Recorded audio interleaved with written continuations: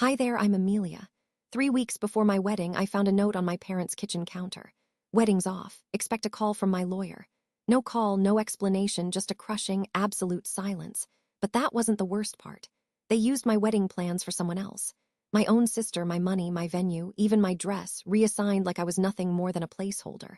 What kind of family does that? And what happened 72 hours later? I promise, it changed everything. I arrived at my parents' house earlier than usual that morning. The sun hadn't fully risen yet, casting that soft, dim orange light across the windows of the quiet Charleston neighborhood. I'd planned to drop off the final cake samples and the newly printed invitations before heading into work. Everything had been scheduled down to the hour these last few weeks, and I'd been careful not to overstep, especially with my mother. I let myself in through the side door like I always had. No voices, no faint sound of the television humming in the background, not even the soft clink of my mom's favorite teacup. The house felt unnervingly still. Then I saw it. A single sheet of paper lay folded in half on the kitchen counter, right where my mother usually left cheerful post-it notes, reminders about flower pickups or seating charts. But this wasn't her usual handwriting. This wasn't blue ink with loopy curves. This was black, sharp, and cold. Wedding's off. Expect a call from my lawyer, that was it. No greeting, no signature, no damn explanation. For a moment, my body just froze. A deep glacial cold seeped into my bones, locking every muscle in place. My mind went silent, unable to process how 7 words had just detonated the life I had been building for the last year. I didn't scream. I didn't cry. I didn't even text my fiancé, Ethan. Instead, I picked up my phone and typed one word back to my mother. Understood. I drove home in a complete, hollow silence. The roads were almost empty, but I couldn't hear the hum of the engine or the soft thuds of tires over pavement. It felt like my body had gone somewhere else and left me behind to deal with the wreckage. I didn't go to work that day. I didn't call anyone. I sat on the edge of my couch, still in my shoes, replaying every conversation from the past month. What had I missed? Was it when I disagreed about the number of guests? Or when I told Chloe she couldn't bring a plus when she just started dating? No, this wasn't sudden. This wasn't a tantrum. This was a coup. Someone had planned this. By nightfall, I still hadn't heard from them. Not one call, not even a follow-up to that note. But I got something else. A message from my cousin Megan popped up on my screen. Hey, I think this was meant for someone else, but it showed up in my email. You should see it. Attached was a screenshot of a group chat titled Monroe Family Wedding Changes. My heart pounded as I scanned the names. Catherine, Chloe, Richard. They'd been planning a restructured celebration. The same venue, the same guest list, just with Chloe. Chloe, my younger sister, recently engaged, was now the centerpiece of the event that was once mine. The florist's invoice had been updated, replacing my name. The photographer's new draft timeline listed Chloe and Ben as the couple. I wasn't just removed, I was replaced. Erased. I stared at the screen, reading the same messages over and over. Chloe had even joked in one message. At least now the photos will be cute. My mother, Catherine, replied with a heart emoji. My fingers trembled. My vision blurred, not from tears, but from the kind of white-hot fury that only comes when someone peels your skin off slowly while smiling to your face. The worst part, I had let them manage the venue. I'd trusted them with the deposits, the accounts, the scheduling because they were family. Because they told me it was easier that way, easier to erase me. I thought back to the time Mom insisted we pick a neutral dress. Something simple, she'd said, so you don't overshadow the room. Or when Dad told me he'd handle the final payment. Don't worry, sweetie, we've got it covered. But this wasn't about cost. It wasn't about preferences or logistics. This was intentional. They didn't just pull the rug out from under me. They'd wrapped me in it and dragged me out the door while replacing me with a smile.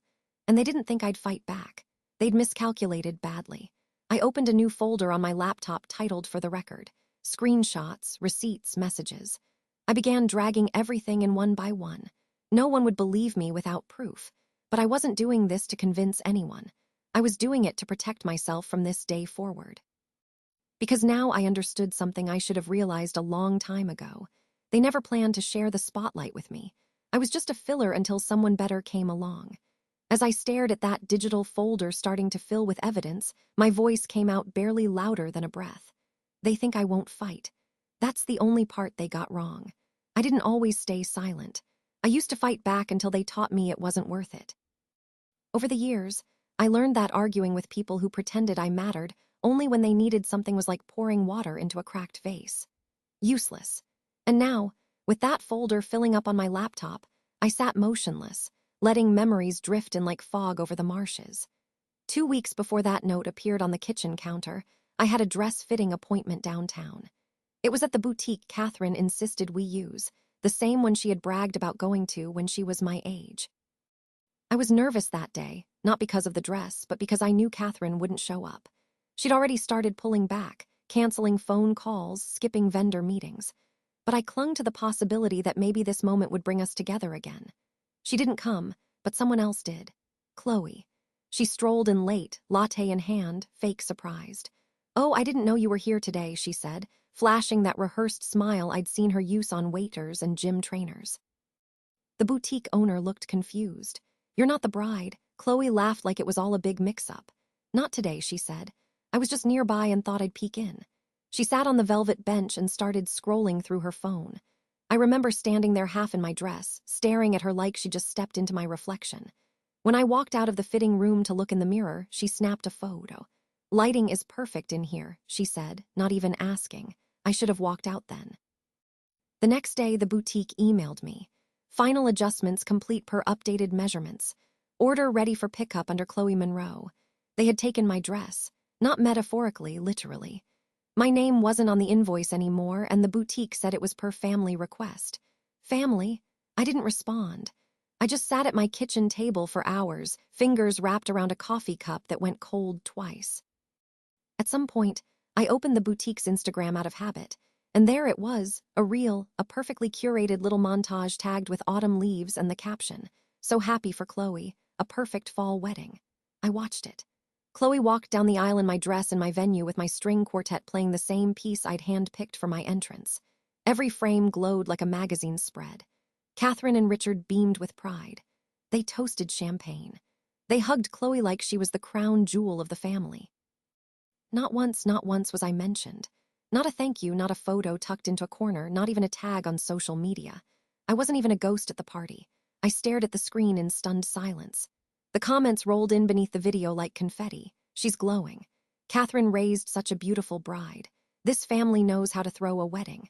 The irony nearly made me laugh out loud. That night, I waited until the apartment fell quiet again before I picked up the phone. I dialed Ethan. He was in Atlanta finishing up a last-minute project. I hadn't told him about the note yet or the video. I wanted to protect him from the mess, but I also knew he had a right to know. His voice came on the line, calm but cautious. "Amelia," I was starting to worry. I swallowed hard. "You didn't see it yet, did you?" "See what?" I paused. "Never mind, just they canceled it. My parents left me a note." "What?" His voice dropped. "They canceled our wedding." "Not canceled," I said, my voice hardening. "Hijacked, they gave it to Chloe." He didn't speak for a moment, then evenly. "Do you want to sue them?" I breathed in slowly. "Not yet, but I've started saving everything." There was something about saying it aloud that made it more real. It grounded me. Ethan didn't need to say anything else. He just listened. And in that moment, I was grateful for silence that didn't feel like rejection. After we hung up, I sat alone in the living room. Lights dimmed, just me and the soft blue glow of my laptop. I clicked play on the reel again.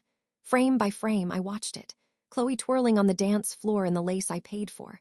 Catherine holding her hands to her chest, pretending to cry. Richard clinking glasses with Ben like nothing in the world had ever been complicated. Then came the toast. Catherine stood up at the head table, glass raised, camera catching every angle of her glistening eyes. "To the daughter who made the family proud," she said. I hit pause, my finger hovering over the space bar, but I couldn't press it again. That one sentence echoed louder than the string quartet ever could. I rewound it, listened again. Not a daughter, not our daughters, just the daughter. She was right, though. Chloe had made them proud because she played the game. She kept her mouth shut. She never challenged their decisions. She smiled when they told her who to love, what to wear, where to go. I used to think I was the rebellious one, the disappointment. But maybe all I ever did wrong was try to live a life they couldn't control. I closed the laptop slowly, the faint click of the lid settling into silence. "They think they erased me," I whispered. "But I'm the only one who remembers everything." My laptop stayed closed on the kitchen table long after the screen went black.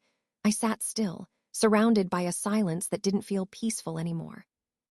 It felt loaded, like the kind of silence that waits to see if you'll finally snap. I didn't. Not yet. Instead, I got up, walked to the drawer I rarely touched, and pulled out my old phone, the cracked one I stopped using after I got promoted. It was mostly dead weight now, but it still had photos, voicemails, and voice memos from years ago. I told myself I was looking for something practical, maybe old vendor quotes, or a contact from my early wedding planning. But deep down, I was hunting for proof I wasn't losing my mind, something that reminded me this didn't come out of nowhere. I scrolled through the folders until one labeled Holiday Dinner 2022 caught my eye. My finger hovered. That Thanksgiving had been odd. Catherine was unusually quiet. Chloe kept going on about a marketing job she hadn't even accepted yet. Dad was glued to the football game. I remembered stepping out to take a walk around the block, needing air after Chloe snapped at me for always being so sensitive. Apparently, I had left my phone recording on the table by mistake. When I pressed play, the background clinks of silverware filled the room again. Then Catherine's voice. Too casual, too smooth. She's a sweet girl, she said. And I already knew she meant me. But she's just not like Chloe. Not driven, not special. She's fine. That word, fine, cut deeper than anything vulgar ever could. It wasn't rage or rejection, it was dismissal. Like I was bland wallpaper in their home. Not worth changing, not worth admiring. She doesn't push herself. She's content, and that's okay. But Chloe has potential. I stopped the recording. I didn't need to hear more. My face didn't flush. My heart didn't pound. I just sat there, jaw clenched, staring out the window as a group of kids biked down the street, laughing freely. So this was the story they'd told themselves for years, that I was fine and therefore not worth fighting for. But it hadn't always been like that. There was a time, brief as it was, when I pushed back. Mark. 7 years ago, he had been the first person I ever let in fully. The kind of man who planned weekend trips and surprised me with used books he thought I'd like. I remember the afternoon he invited me to Edisto Beach. Just the two of us. We were supposed to leave Friday morning. Instead, I woke up to a message. Amelia, I'm sorry, I can't do this. I think your family was right. I'm not enough, no fight. No second chance, just silence after that. For years, I believed he'd simply fallen out of love, maybe found someone easier. But as I sat now, the words from that old voicemail echoed differently. My family was right. He didn't say, you were wrong. He said they were right. Back then, I couldn't accept it, so I buried it. Never told anyone, not even Ethan. I reached for my water glass and stared at the condensation trail it left on the table. I wasn't crying. There weren't any tears left for this version of myself. Instead, I stood and walked to the cabinet above the fridge. That's where I kept the documents, the mortgage I signed alone, the receipts from the wedding venue, a printed spreadsheet Catherine insisted on managing to keep things in order, she had said. Every page I pulled confirmed something deeper than mismanagement. This wasn't chaos. It was strategy, the kind that erased me slowly, so by the time I noticed, I'd already disappeared. They'd taken my wedding, my voice, my dress. What else had they stolen in the name of family? The worst part wasn't what I found. It was how easy it was to find. A clean sweep. No record of deposits made under my name. No recognition of my work. The guest list edited weeks ago had my email removed. The floral arrangements were now listed under Chloe M., my entire presence scrubbed. I whispered the question again as I sat back down, a whisper that didn't feel rhetorical anymore. What else have they taken? And for the first time, I didn't feel guilty for asking. That moment of stillness was broken by the sharp ring of my phone. Unknown number. I usually let those go, but this time something in my gut made me press accept. Amelia, the voice asked, nervous, familiar. I didn't answer right away. It's Mark, he said. I heard about your wedding, and I thought maybe you should know more about what happened back then. The room spun slightly, not from surprise, but from recognition. This wasn't a ghost returning. It was a piece of the puzzle I'd never been allowed to hold. I leaned forward, pressing my palm to my forehead. A familiar ache built behind my eyes. I kept my voice calm. I'm listening. Mark didn't hesitate once I said I was listening. She threatened me, Amelia. I didn't know what else to do. His voice cracked, but I didn't speak. I needed the full story, not comfort. She didn't just tell me to back off. She called my office. My manager said I was involved with someone who had mental instability, that you were emotionally fragile, needed constant care, and that our relationship was affecting your health, that I was contributing to it. I gripped the edge of the kitchen counter, steadying myself. My knuckles ached from how tight my hand clenched the phone. I said nothing, but inside something collapsed. Not like a building that falls, more like a dam that quietly cracks piece by piece until the flood becomes unstoppable. She said if I really loved you, I'd walk away so you could focus on yourself. And I believed her. I thought I was doing the right thing. He paused. I could hear it. The regret, the weight he'd been carrying all these years. I'm sorry. I know it doesn't fix anything. I nodded even though he couldn't see it. My voice came out calm, nearly flat. It doesn't, I said, but thank you for telling me. We exchanged no goodbyes. I hung up, placed the phone on the table, and stared at the window where the street light outside glowed over empty pavement. Then I picked up my own thoughts like shards on a tile floor, fitting them into something resembling a timeline. The pattern was clear now, not just in hindsight, but in cold, deliberate detail. Control. Catherine didn't just block my path. She bulldozed it and then told me I had no sense of direction. The next morning, I sat at the kitchen table with my coffee going cold. My fingers hovered over Ethan's contact. He hadn't reached out in days, and I'd been grateful for the space. But now, I needed answers only he could give. When he picked up, his tone was cautious. "Hey," he said. "I need you to be honest with me," I said. "And I need you to do it now." There was a pause just long enough for me to imagine him sitting on his couch, hand on his forehead like he always did when he felt cornered. "I know what this is about," he said. "And you're right to ask." He told me about the day he went to my parents' house months before he proposed. She called me into the sunroom. "Your dad wasn't there." She had a folder. Said it was something to help me make the right choice before the engagement. He sighed. Inside were copies of your old credit statements from years ago, notes about your panic attacks after college, even your bill from when you fainted at work. She told me she kept them for emergencies. "And the prenup?" I asked. Ethan hesitated. She had one drafted, said it was just a precaution to protect the family's assets in case things didn't work out. "Did you sign it?" "No, but I also didn't tell you. I didn't want to cause a rift." A rift. As if there hadn't already been a canyon. "Thank you," I said, and ended the call before I said something I couldn't take back. I stood up, walked into my bedroom, and pulled the small metal box from the back of my closet. Inside were the documents Catherine had always said to hold on to just in case. The venue deposit confirmation. It had my name on it. The floral arrangement invoice had come through my nonprofit's account, the one I opened 6 years ago. And at the very bottom, folded neatly in a cream envelope, was the budgeting agreement she'd handed me 2 months ago. I had signed it without much thought. Back then, she said it was to help keep expenses organized. What I held now, though, was no budgeting guide. It was a contract, a silent transfer of assets, a neat little tool to move things out of my hands and into Chloe's. I stared at the signature line, mine, above a line that said, "Authorized financial reassignment for family redistribution purposes." They didn't just cancel my wedding. They reallocated my life. I returned to the living room and dropped the papers on the table. I didn't cry. I didn't scream. But I moved with a new kind of focus, one I hadn't felt in a long time. I opened my laptop, created a new folder, and labeled it restitution. Then I opened my email to Catherine, monroe@email.com. Subject, "This ends now." The body was short, sharp, precise. "You've taken enough from me. If you continue, I will take back everything legally, publicly, permanently. Consider this your last warning." I clicked send. And for the first time in what felt like forever, I felt the knot in my chest loosen. Not because I was done, but because I had finally started. I didn't wait for her reply. I shut the laptop, pushed my chair back, and walked to the window. The sun was beginning to creep over the edge of the rooftops, casting that strange gray-blue light across the empty street outside, the kind of light that feels like a warning. I stood there longer than I meant to, arms folded, heartbeat steady but hard. I wasn't expecting peace. Not from them, not from this. But I thought maybe, just maybe, the silence would last a little longer. It didn't. A buzz from my phone dragged my eyes down to the screen. Notification from Facebook. Chloe had posted something. I hesitated, thumb hovering above the screen. Then I tapped. Her post was long, crafted, the kind of message someone spends time rehearsing, not just in writing, but in the mirror over breakfast while twisting a wedding ring she didn't earn. She called me unstable, accused me of fabricating stories, of having a long-standing pattern of emotional volatility. She claimed I was undermining the unity of the family and lashing out because I couldn't handle not being the center of attention. Catherine had liked the post. Richard left a heart reaction. My stomach turned, but I didn't cry.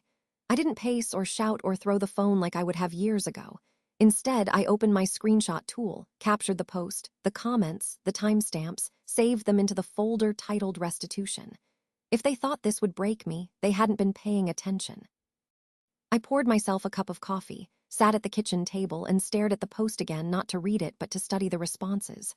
Former family friends chiming in, most of them vague but loaded. "So sorry you're going through this, Chloe." Or, "Some people just can't let go of the past. They were trying to shame me into silence, but they didn't realize I had stopped playing their game." I tapped Sarah's contact. She answered on the second ring. "Amelia." Her voice was tight, cautious. "Hey, I saw Chloe's post. You okay?" There was a pause. I saw it. I replied. "I was wondering if you'd want to meet up. I could really use a familiar face." Sarah inhaled sharply, then exhaled like she was about to deliver news no one wants to say out loud. "I don't think that's a good idea," she said. "Your mom's people listened to her, Amelia. She helped my cousin get into that law firm. And after that thing with your aunt's will, well, I can't risk it." I blinked. "No hard feelings," she added quickly. "It's just complicated." I thanked her anyway, hung up, and I sat there for a while, letting that moment settle, not as betrayal, but as confirmation. Catherine's power didn't stop at the front door. It ran through the veins of this town like a quiet current no one dared swim against. I took my time that afternoon, did the dishes, cleaned the bathroom, watered the succulents by the windowsill, let the silence stretch, not out of avoidance, but because I needed the space to think without their noise. At dusk, I picked up the phone again. This time I called Chloe. She answered like she'd been expecting it. Finally decided to talk. "I'm only going to say this once," I said, keeping my voice low and even. "Take down the post." There was a beat of silence, then laughter. Not the amused kind, the mean kind, the kind she used in high school when she knew she had backup. "You can't seriously think anyone believes you now," she said. "You sound paranoid. Just like Mom said. I'm not asking for belief," I said. "I'm asking for space. If you keep this up, I won't stay quiet, and I won't just defend myself. I'll dismantle every version of this family you're clinging to." "Is that a threat?" she snapped. "No," I said. "That's a boundary. The difference is I'll keep mine. Whether you keep yours is up to you." I ended the call before she could respond. 2 hours later, as the sky dimmed into a soft purple haze, there was a knock at my door. I wasn't expecting anyone. I checked the peephole. A man in uniform holding an envelope. Courier delivery for Amelia Monroe. I signed, thanked him, and closed the door. The envelope was heavy, thick paper. I sat on the couch, slid a finger under the seal, and pulled out a neatly folded document. Legal notice of removal, beneficiary revocation. The language was formal, cold, bullet-pointed. "As of this date, Amelia Monroe is hereby removed from all family estate considerations, including property, financial trusts, and personal assets managed by the Monroe Family Trust." No reasons listed. At the bottom, in clean, slanted ink, was a single closing line. "As of now, you are no longer considered part of this family's future." I stared at it, felt no rush of heat, no bile at the back of my throat, just a long, slow breath leaving my chest. I folded the paper carefully, set it on the table next to the screenshots, then stood up and walked toward my desk. They thought they'd buried me, but all they'd done was draw a line. And for the first time in my life, I was ready to step over it. I didn't sit down right away. My legs carried me to the cabinet across the room, the one I'd avoided opening since last winter. On the top shelf, behind a stack of old holiday cards and unopened scented candles, sat a worn black binder and a hard drive labeled Finances Backup. I laid them both on the kitchen table and opened my laptop. There were 2 versions of myself stored inside that spreadsheet. The woman they saw, scattered, unfocused, always a step behind. And the woman they didn't, meticulous, prepared, quiet, because she knew numbers never needed to shout. It took nearly 3 hours to go line by line. I revisited every Venmo transaction Chloe ever requested with the word urgent, every bank draft where I covered their utilities, just until Dad's bonus clears, every florist receipt from the venue they claimed I hadn't paid for. By the time I was done, the total sat just above $42,500. I printed the pages, slipped them into plastic sleeves, and filled the binder. Then I labeled it Ledger of Record. I wasn't building a case. I was building a wall they couldn't pretend not to see. Around noon the next day, I stepped out for a walk just to clear my head. I didn't get 2 blocks before my phone vibrated. Login failed, shared Dropbox folder, Monroe family planning. Another buzz followed. Access revoked, joint house account. I stopped in my tracks. The sidewalk felt narrower somehow. The world didn't tilt. It just clarified. I called the bank immediately, pressing 0 until I reached a human. "I need to confirm activity on an account I co-managed," I said, giving the details flatly. The rep pulled it up. There was a change submitted last night, a power of attorney form from Mr. Richard Monroe revoking your co-ownership. Was it notarized? Yes, ma'am. Then you'll need to see my file, I said. I'm sending over documents now. Until you sort this out, freeze the account. That money is in dispute. She hesitated, but my tone didn't. Within 20 minutes, the freeze was confirmed. I didn't feel triumph. I felt something sharper, like setting a bone that had healed crooked and finally snapping it into place. Back home, I made another folder, titled it in case of public denial. Inside it went everything that proved my version of this story wasn't a narrative. It was a timeline. Text messages from Chloe promising repayment. Email threads with Catherine discussing shared costs. Digital contracts signed under my name for venue services now credited to them. I didn't plan to post them, but I wanted them ready. People like my family didn't fear confrontation. They feared being unmasked, not with emotion, but with receipts. And that was the one thing I'd always kept. I closed the laptop, stood up, and made tea. The act was simple, mundane even, but it steadied me. My hands didn't shake as I poured. My breath didn't hitch when I sat back down. I wasn't waiting for them to fix it anymore. I wasn't even waiting for justice. I was laying brickwork. At 9:22 p.m., my phone rang. It was an unknown number, but I recognized the area code. My old banker's office. I answered on the second ring. Ms. Monroe. Yes, this is Allison from McAllister Financial. I think it would be best if you came in tomorrow. We received a document this morning. It lists your signature, but something about it didn't sit right with me. What kind of document? It references property reassignment, partial title transfer on a home under the Monroe family umbrella. We flagged it because your existing file shows no prior authorization. My chest didn't tighten. My voice didn't rise. Do you still have it? Yes, keep it secure. I'll be in at 9:00. She paused. You'll want to bring any legal paperwork that contradicts what we received. I looked at the binder sitting on my kitchen table. I've got plenty. After the call, I turned off all the lights except one over the sink. I stood there for a moment, the glow catching the edge of the binder's spine. They taught me to be polite, to not raise my voice, to apologize even when I wasn't wrong. But they never taught me what to do when I stopped caring what they thought. And now they'd picked the wrong thing to forge. Morning broke with the kind of chill that didn't come from the weather. My shoes echoed through the office lobby, muted by the heavy carpet, but my steps were precise. I'd worn navy, clean, professional, forgettable. I didn't need to stand out today. I needed to stand tall. At 9:15 a.m., our front desk buzzed. Amelia, Sharon, the receptionist, called across the open space. There's a delivery for you. I turned toward her just as a man in a gray blazer stepped into view, holding a document tube and a clipboard. Amelia Monroe, he asked, expression neutral. I nodded. You've been served. He placed the envelope in my hands, had me sign, and left before I could say a word. I walked back to my desk slowly, sat down, and peeled the seal open. Civil complaint, Monroe v. Monroe. I scanned it. Paragraphs of inflated claims. They accused me of embezzling family funds intended for the original wedding, claimed I had authorized venue upgrades outside agreed budgets, that I'd suffered repeated emotional instability that rendered me unfit to manage financial matters. My name was twisted into a caricature of chaos. The lawsuit didn't just seek money. It sought to label me untrustworthy, volatile, dangerous. Around me, the office hummed too quietly. I felt eyes flick toward me and away just as quickly. I closed the packet, opened my email, and typed subject, RE, defamation claim Monroe family. Add this filing to our counterclaim. Defamation, malicious intent, reputational damage. Let's respond swiftly. I didn't need revenge that made noise. I needed revenge that came with a docket number. That afternoon, the door of the past opened wide. A call came through to my work line from a number I didn't recognize. This is Amelia. Amelia, it's Victor Reed. I leaned back. Victor had been my mother's PR shield for as long as I could remember.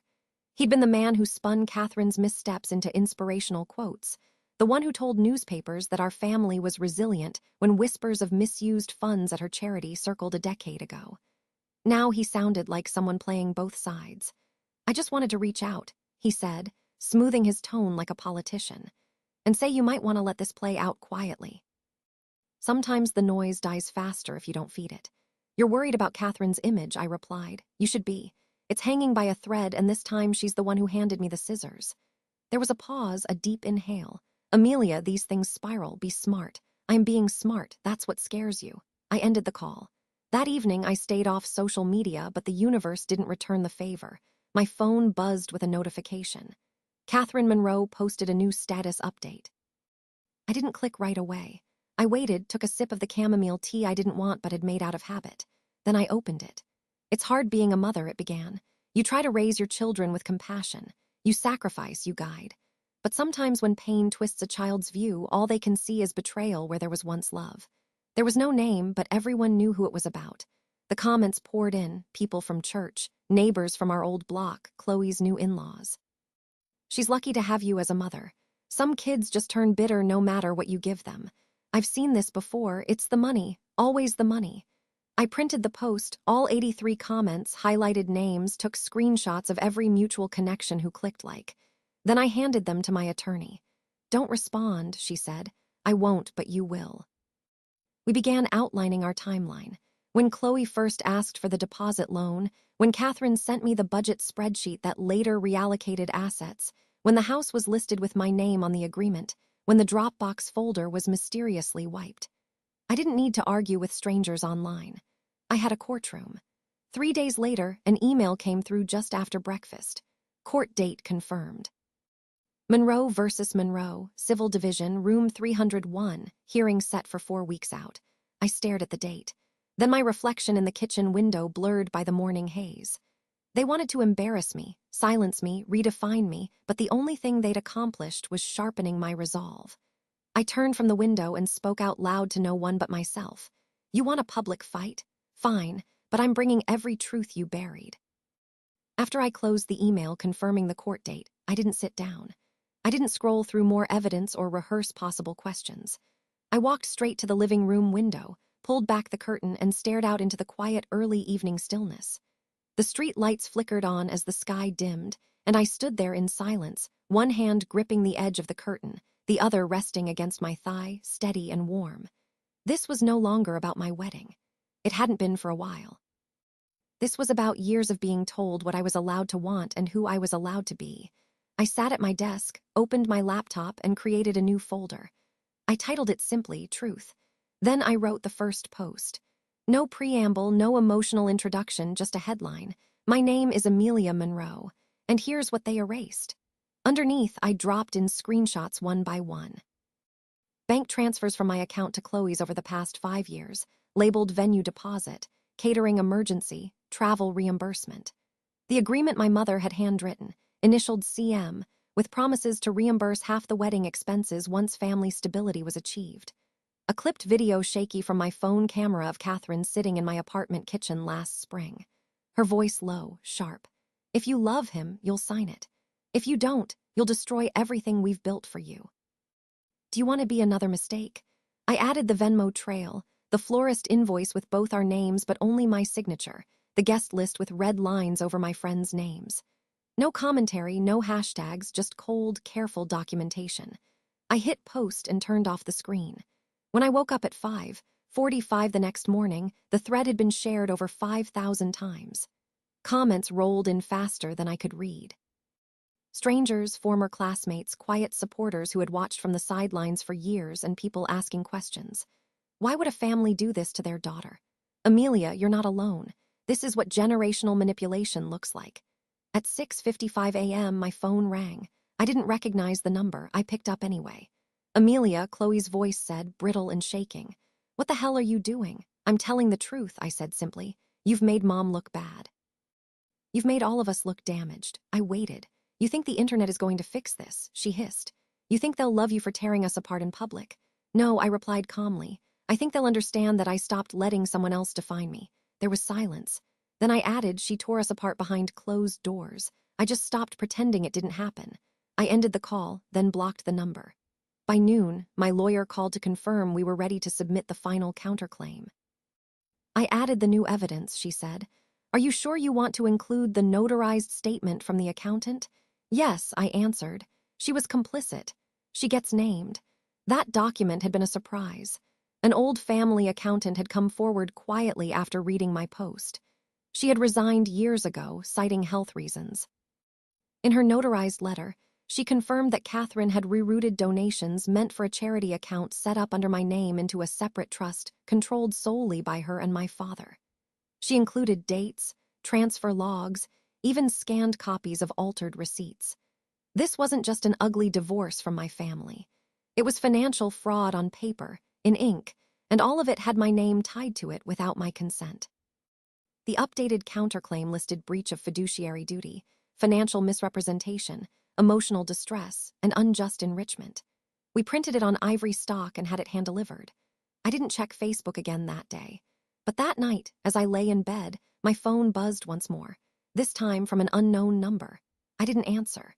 Instead, I opened the screenshot folder and scrolled through them one by one until my breathing evened out. The next morning arrived with a steady drizzle. I dressed in a slate gray blouse, hair pulled back, heels low but firm. I didn't want to make a statement. I wanted to be the one who stood when everyone else sat down. The courthouse hallway was quiet, pale green walls, long benches. Chloe was already seated near the far end, her lawyer beside her. She looked up when I entered but said nothing. Catherine stood near the wall, arms crossed, avoiding my eyes entirely. A man with a press badge stepped forward. "Ms. Monroe," he asked quietly. "Do you have anything you'd like to say before we go in?" I looked past him through the door that would open onto rows of polished seats, recorded testimony, and legal arguments. Then I met his gaze. "Just this," I said. "When someone tells you silence is love, they're usually trying to keep you from speaking." The courtroom doors opened with the kind of hush that follows a storm, not precedes one. A bailiff called our case, and I stepped forward with my attorney beside me, heart steady, breath deliberate. I wasn't trembling, not anymore. The nerves had burned off weeks ago. What was left now was clarity. Chloe sat across the aisle, shifting in her seat. Her lawyer whispered something, but she wasn't listening.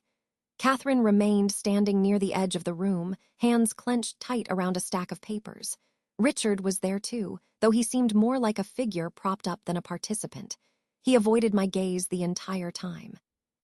The judge, an older woman with hair pulled tightly into a bun and a voice that brooked no posturing, asked both sides to keep emotions out of their presentations.